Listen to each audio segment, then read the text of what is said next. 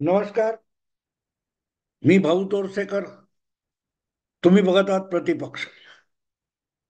मित्रांनो, बुधवारी काळजीवाहू मुख्यमंत्री एकनाथ शिंदे यांनी आपण मुख्यमंत्री पदाच्या शर्यतीतून बाहेर पडतोय असे संकेत देणारी जी पत्रकार परिषद घेतली आणि भाजपचा हायकमांड पक्षश्रेष्ठी महायुतीमध्ये ज्याला कोणाला मुख्यमंत्री बनवतील त्याला आपला संपूर्ण विनाअट पाठिंबा असेल असं त्यांनी घोषित केलं.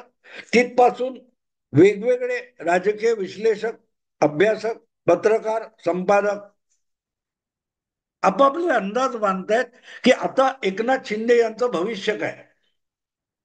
आणि अर्थात एक गोष्ट असते मित्रांनो, आपण जेव्हा कुठल्याही गोष्टीचा विचार करतो तेव्हा आपल्या मनात जे पूर्वग्रह असतात, अढी असते, त्याच्या आधारेच आपण विचार करत असतो. आईन्स्टाईन सारखा एक महान शास्त्रज्ञ विचारक म्हणतो की आपण शालेय शिक्षण घेतो त्याचा अर्थ असा असतो की आपण शालेय शिक्षण घेऊन बाहेर पडलो की आपल्या मनामध्ये जगाविषयी काही पूर्वग्रह तयार झालेले असतात.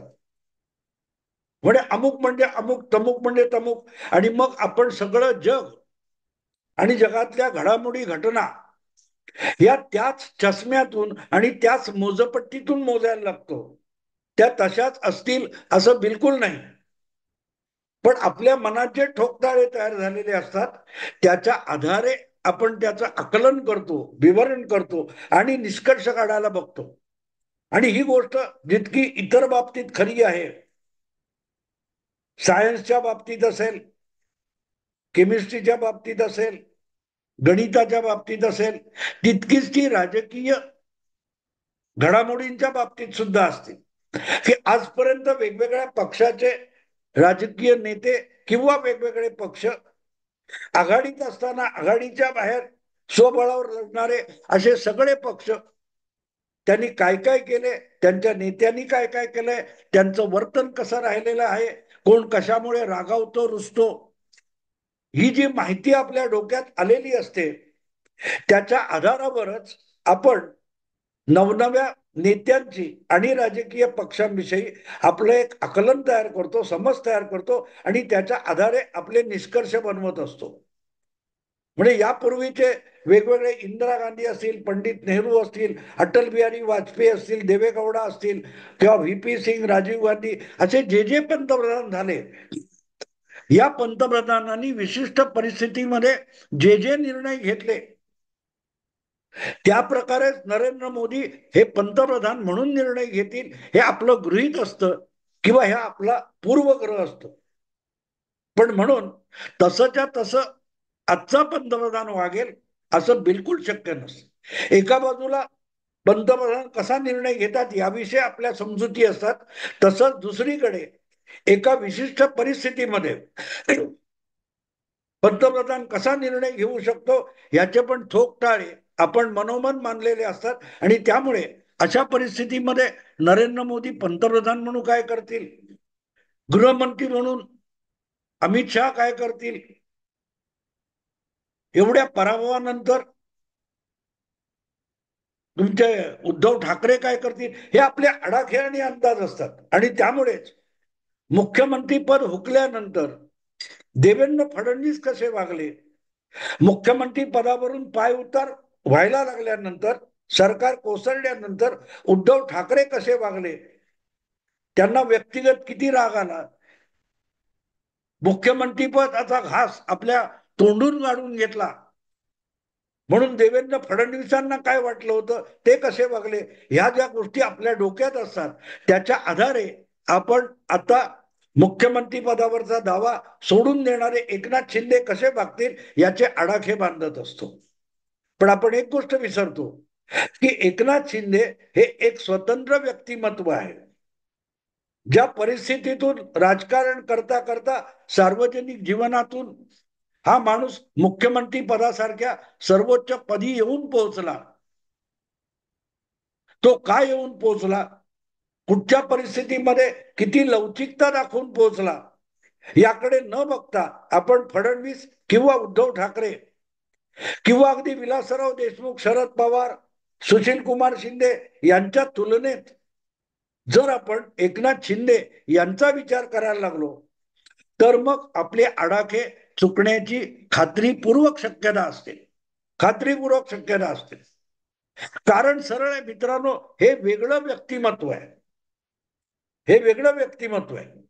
राजकारणाकडे बघण्याचा आणि आपल्यासाठी राजकारणातला कुठला व्यवहार योग्य अयोग्य आहे हे ठरवण्याचा एकनाथ शिंदे यांचा स्वभाव वेगळा आहे आणि देवेंद्र फडणवीसांचा वेगळा आहे आणि उद्धव ठाकरेंचा वेगळा आहे. त्यामुळे ठाकरे किंवा फडणवीस जसे वागले तसं एकनाथ शिंदे वागतील असं बिलकुल शक्य नाही. आणि म्हणून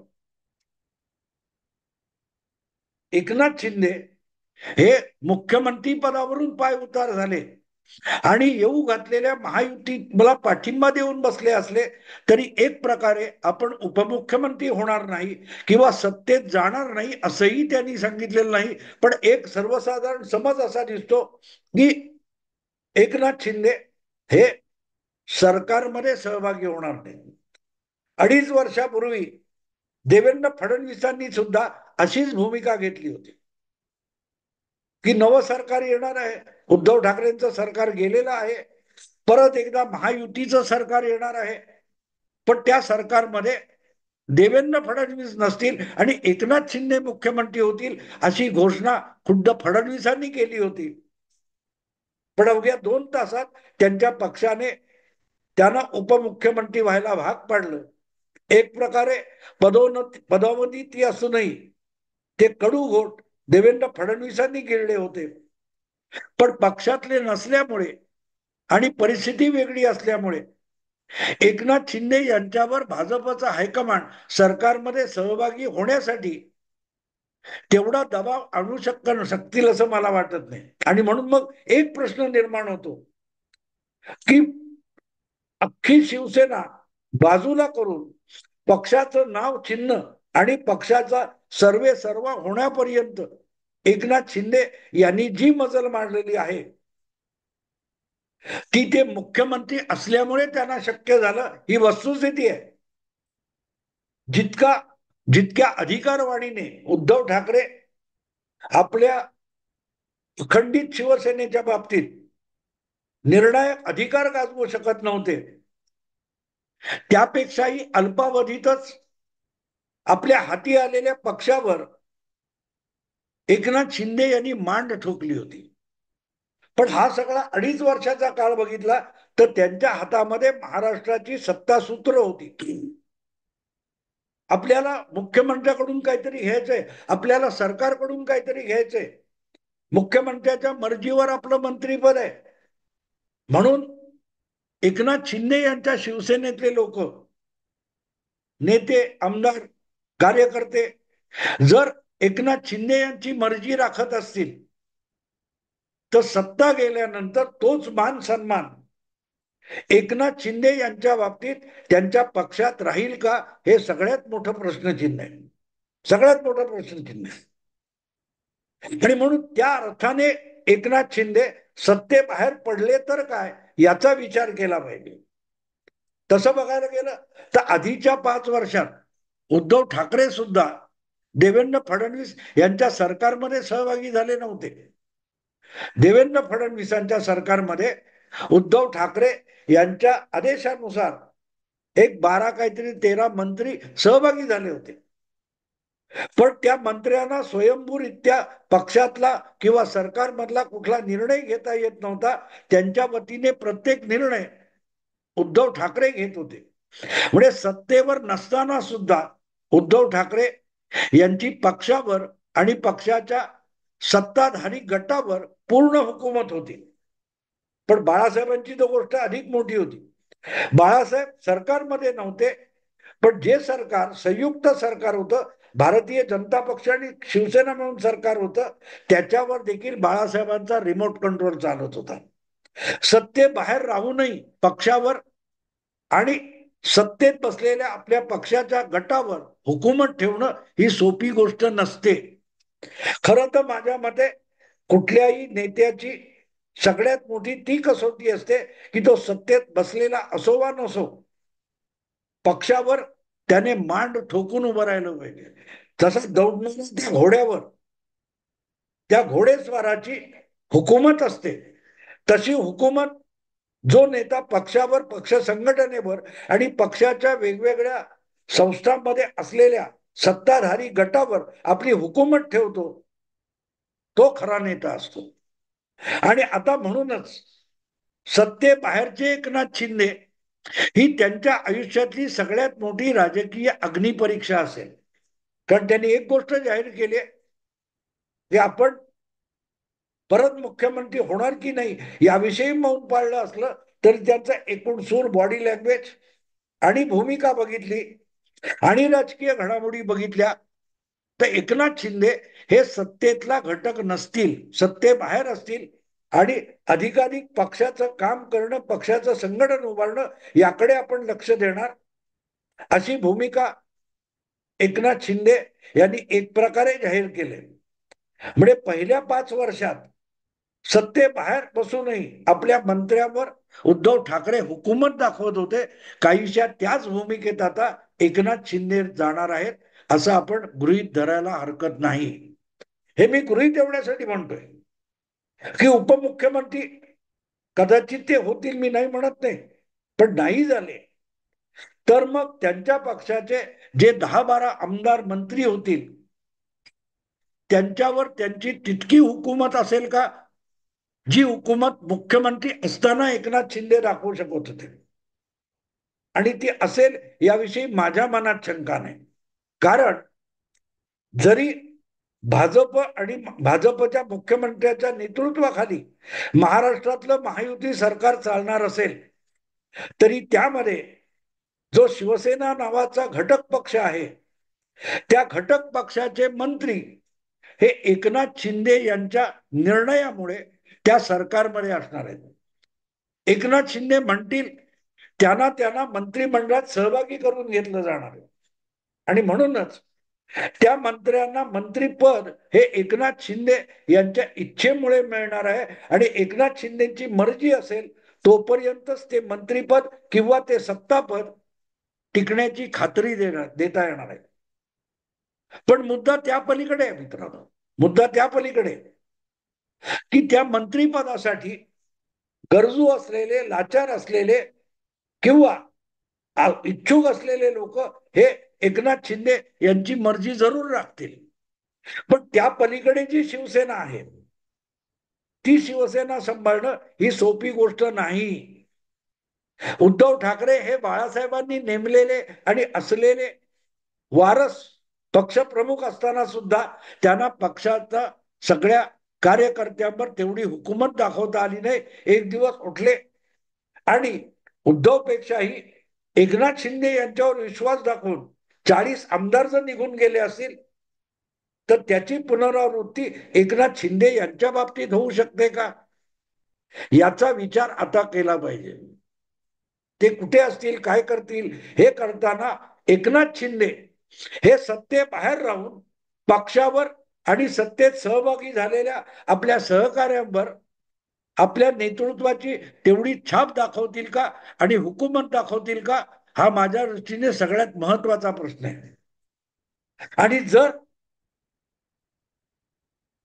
एकनाथ शिंदे हे करू शकणार असतील तर मग मला असं वाटतं की ते खऱ्या अर्थाने बाळासाहेब आणि आनंद दिघे अशा दोघांचाही वारसा पुढे घेऊन जात आहेत असं मान्य करावं लागेल.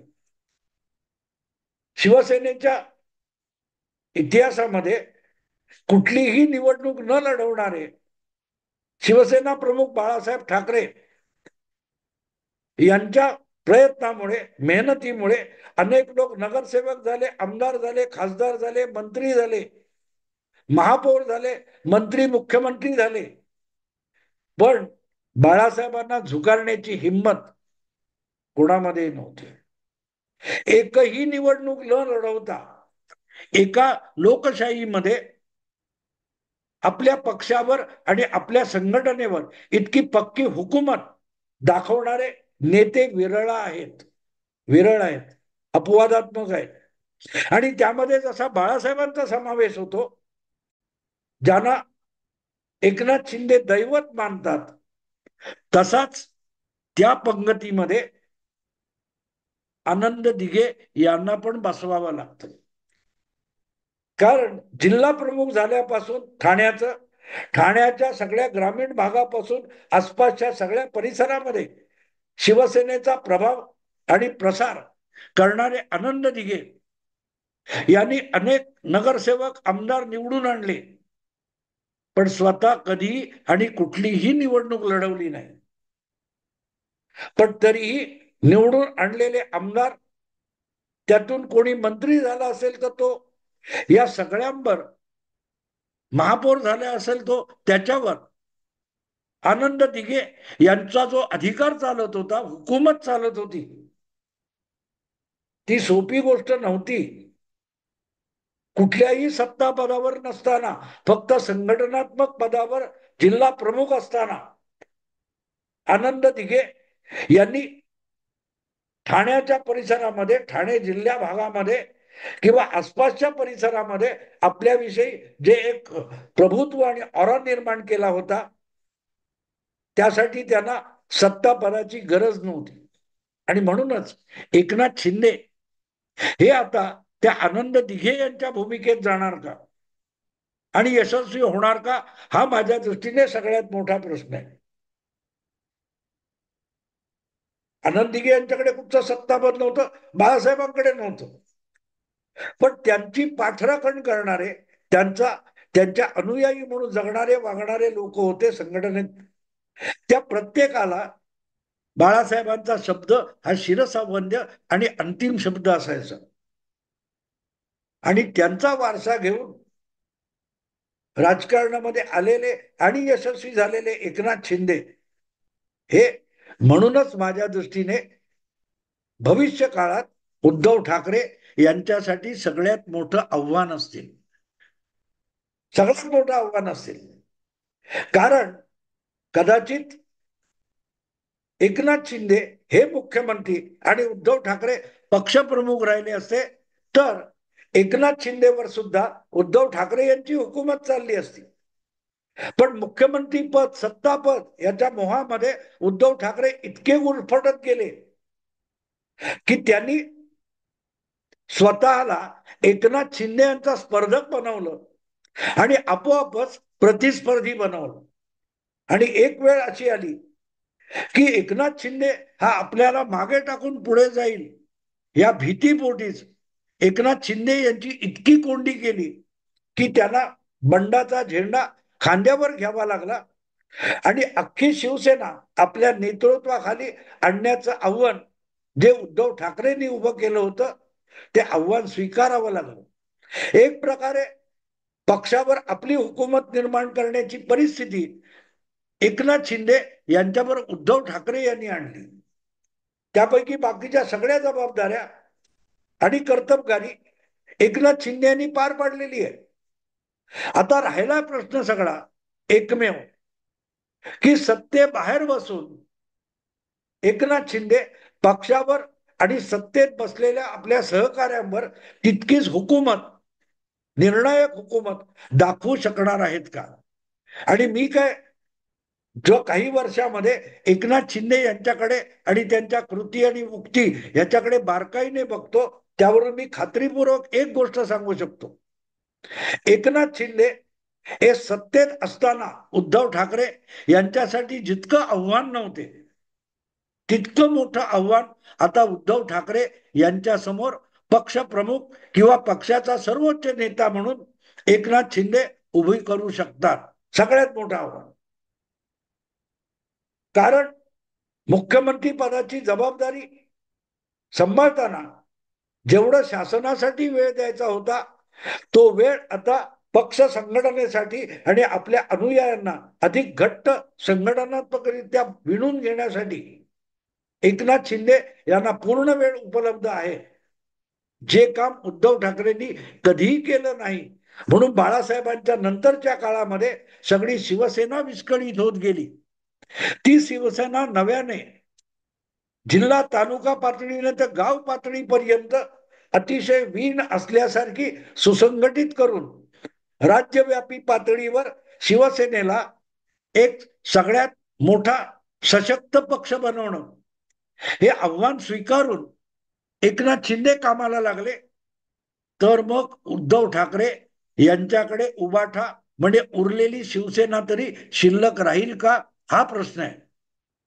आज सत्तेत राहायचं, आपल्या सहकार्यांना सत्तेत पाठवायचं आणि त्या बळावर आपण स्वतः संघटनात्मक पातळीवर गावागावातून, जिल्हा तालुक्यातून शिवसेनेला अधिक मजबूत करत न्यायचं आणि वेळ आली तर अगदी भाजपला सुद्धा आव्हान देण्यापर्यंत आपण सशक्त झालो पाहिजे. ही भूमिका घेऊन जर एकनाथ शिंदे कामाला लागले तर एक प्रकारे ते भाजपला सुद्धा आव्हान होतील.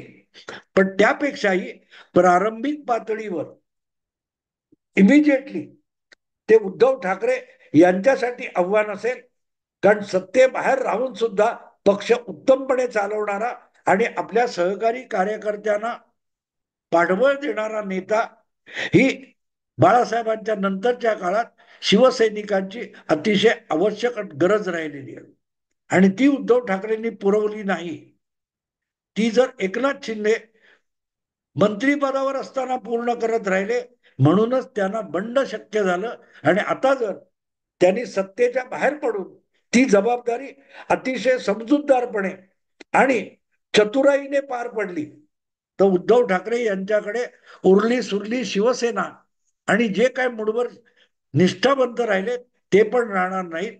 कारण मग संघटना चालवणारा एकनाथ शिंदे हा खराखुरा बाळासाहेबांचा आणि आनंद दिघे यांचा वारस असेल. बघू मित्रांनो काय होतं. आता इथेच थांबतो. तब्येत थोडी नाजूक आहे, पण तरी हा व्हिडिओ बनवला, आवडला, लाईक करा, शेअर करा आणि प्रतिपक्षाला सबस्क्राईब करा. नमस्कार.